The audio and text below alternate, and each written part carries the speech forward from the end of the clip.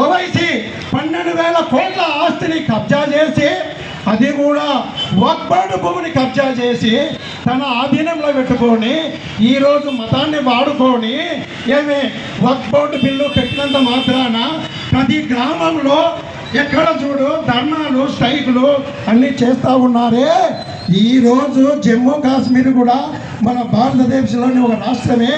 అక్కడ ఇంత నరవేదం జరుగుతూ ఉంటే కనిపించడం లేదా? ఓ ఓవైసీ గారు మీకు కనిపించదా? మీకు మేము సెక్యులరిజం అంటావే, సెక్యులరిజం ఎక్కడ పోయింది? నిన్ను ఒక వ్యక్తి ప్రశ్నించాడు హైదరాబాద్లో, ఫక్రుద్దీన్ ఖాన్ అనే ఒక వ్యక్తి నిన్ను ప్రకటించాడు.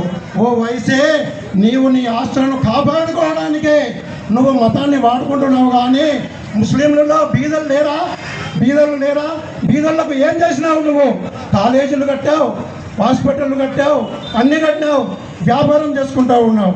ఈ 12,000 కోట్ల ఆస్తిని కాపాడుకోవడానికి నువ్వు ఒక మతాన్ని వాడుకొని ముస్లింలను రెచ్చగొడుతూ భారతదేశంలో అశాంతిని ఏర్పాటు చేస్తూ ఉన్నావు. ఈరోజు జమ్మూ కాశ్మీర్లో జరుగుతున్న ఈ యొక్క ఉగ్రదాడిని ఖండించలేదే నువ్వు? ఏమి కనపడలేదా? అసదుద్దీన్ ఓవైసీ గారు, ఇప్పుడు మన భారతదేశంలో 2 రకాల ముస్లింలు ఉన్నారు.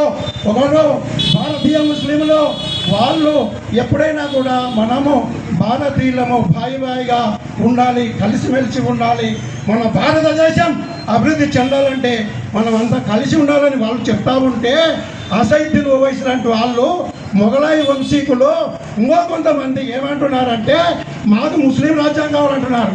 అయ్యా, భారతదేశంలో ఉన్న సెక్యూరిటీ మీ ముస్లింలకు ముస్లిం కంట్రీలో ఉందా అని నీ సభాముఖంగా అడుగుతున్నాను. ఏ కంట్రీలో ఉంది? పాకిస్తాన్లో ఉందా? మన భారతదేశంలో నుంచి డివైడ్ అయిపోయిన పాకిస్తాన్లో ఈరోజు స్వేచ్ఛగా మసీదులో ప్రార్థన చేసుకునే టైం బాగలేదు మీకు.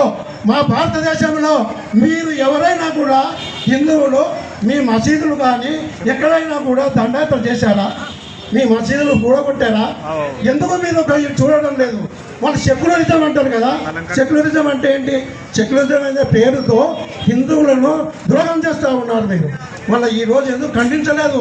ఎందుకు రోడ్ల